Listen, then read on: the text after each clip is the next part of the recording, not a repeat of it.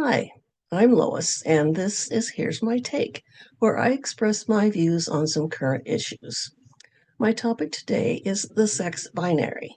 Recently, I read summaries of two conflicting papers that were presented at a conference in Las Vegas.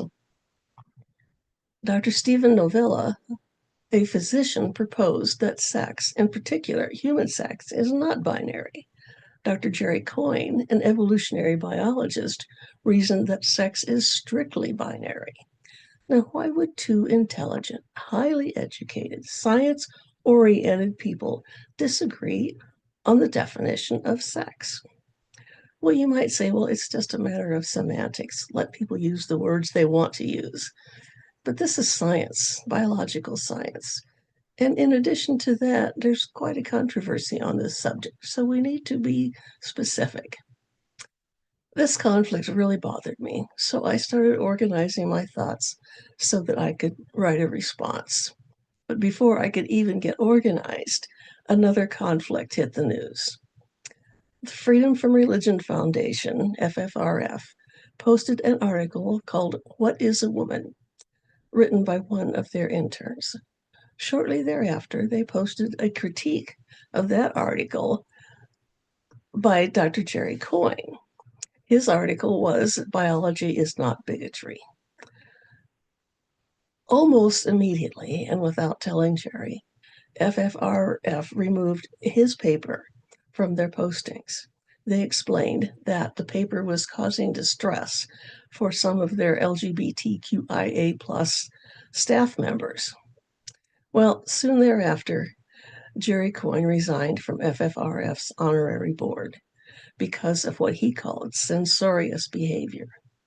His resignation was quickly followed by those of Dr. Steven Pinker and Dr. Richard Dawkins, and the news spread rapidly.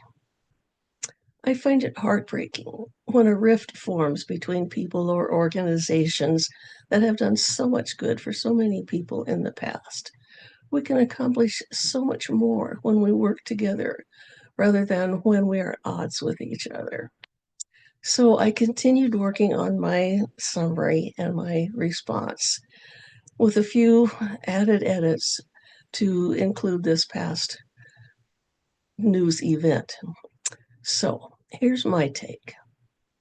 When I started analyzing this, my mind immediately went back to one of the first things I learned early in my science education. In order to do good science, you have to remove yourself and your emotions from your analysis of the data. To do good biological science, you have to look at the human species just like you would look at any other species. Now, I realize that this is virtually impossible, but the closer you come to removing yourself and your emotions from your analysis, the more legitimate your conclusion will be. So, as difficult as it is, let's give it a try. Now, to be sure that you're doing good, honest biological science, you cannot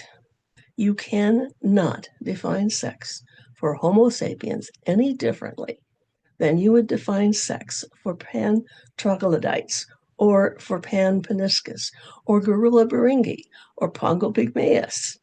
We are all great apes. Yes, I'm referring to humans, chimpanzees, bonobos, gorillas, and orangutans. We all share at least 97% of our DNA. Well, while we're at it, I think we should also include all mammals and most vertebrates in our analysis of the information. So, to develop the most basic fundamental definition of the sexes, I think we need to start by identifying the most fundamental function of the sexes in all of these species, and do so from the broadest possible perspective. Now, a lot of people might immediately say, well, the most basic function is to procreate. Well, I'd like to take it one step further and say that the most basic function of the sexes is to maintain the existence of the species. To prevent species from becoming extinct, there must be enough individuals in the population to produce fertile offspring who can populate the next and further generations by a mating between two individuals, one of whom produces a large gamete, the egg, and the other produces a small gamete, the sperm. A sperm fertilizes an egg, forming a zygote, which, after many stages of development, produces a new individual. Now, for species for whom the parents do not provide much, if any, care for the offspring, they have to produce a huge number of fertilized eggs in order for a sufficient number of those to actually reach adulthood and produce more fertilized eggs. For species for which one or both of the parents provide a great deal of care for the offspring, they don't have to fertilize nearly as many eggs to ensure a sufficient number of offspring reach adulthood and also reproduce.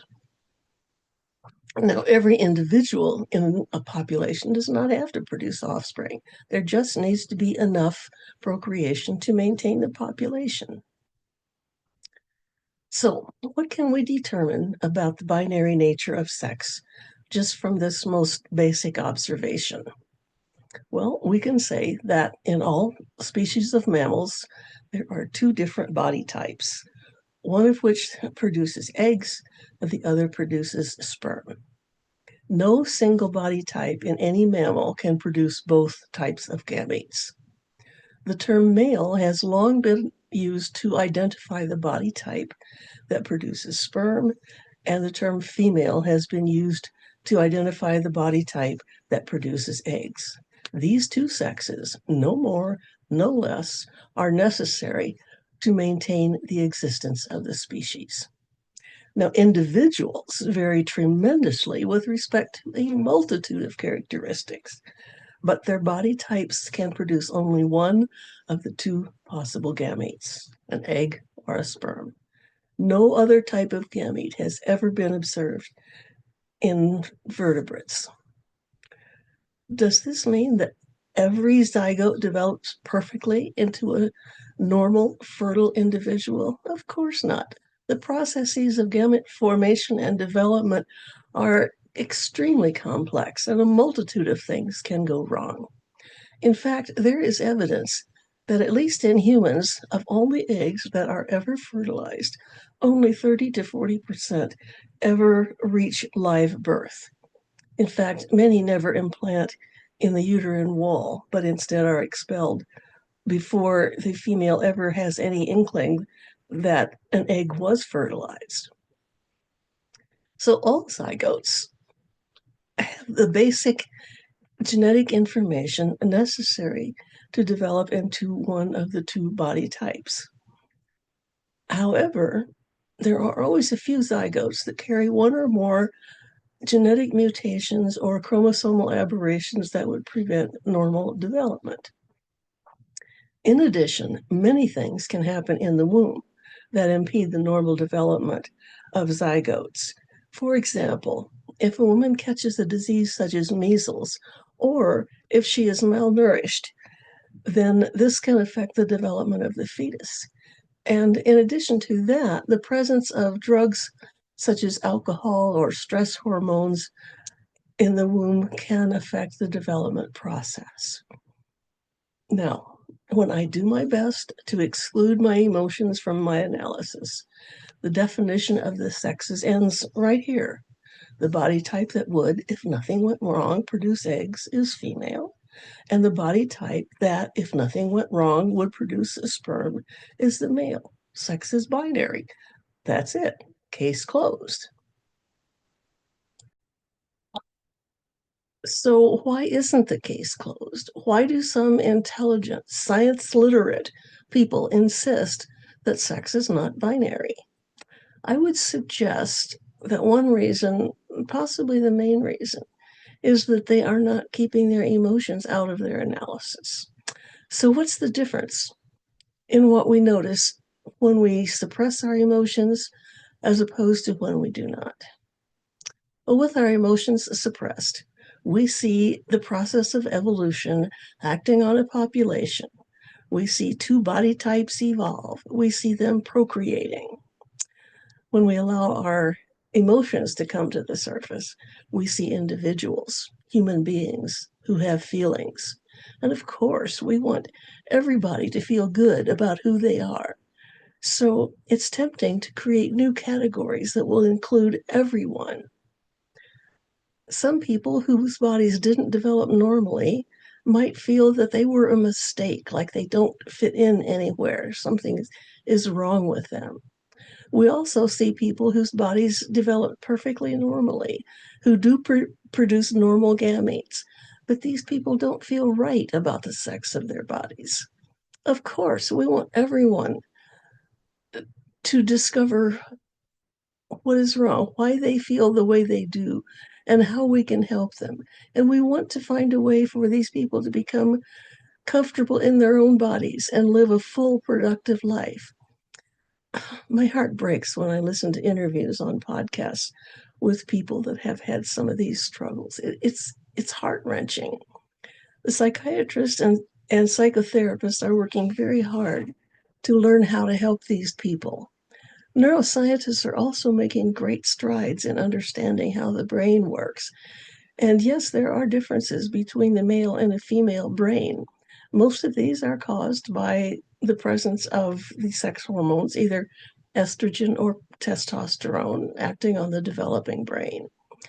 But we're still a long ways from understanding how these brain differences and how early life experiences are going to influence our feelings about ourselves. But even in the light of these painful experiences, I see no good reason to redefine sex. Nothing has changed about the basic science. To maintain the existence of species, you must have a body type that produces eggs and a body type that produces sperm. And enough of these body types have to copulate and give birth in order to maintain the population.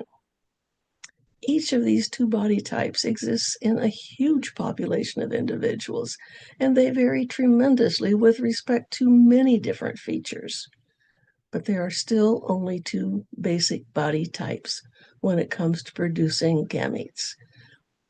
Male and female produce sperm and eggs. Sex is binary. Now, this might sound heartless, but I don't think it is. This is in no way derogatory towards people that have gender dysphoria who might not have developed normally. It's possible to be honest about the science of biology and at the same time have heartfelt compassion for people who have gender dysphoria. There is no conflict between the two. As well, it isn't necessary for everyone to procreate. Some of us could procreate, but we don't for one reason or another. Actually, this concept is true for other species, and my favorite example is the wolf pack. A typical wolf pack has anywhere from 2 to 12 adults. They average around 6 to 7 adults. But no matter how many adults are in the wolf pack, only the alpha pair procreate. All of the other adults have a function. They help with the hunting and they help with caring for the pups. And if this works for wolves, it should be okay for humans. So, as long as there are a sufficient number of people to procreate and maintain the existence of the species, then we can concern ourselves about how to enhance society in general. There is a place for everyone in society. There's a multitude of ways that individuals can contribute to society. As long as we have a stable population, we can concentrate on individuals and let our emotions express themselves and work towards making society a comfortable place for everyone. That's my take. I'd love to hear what you think or to respond to your questions. Let me know in the comments below. Thanks for listening. See you next time.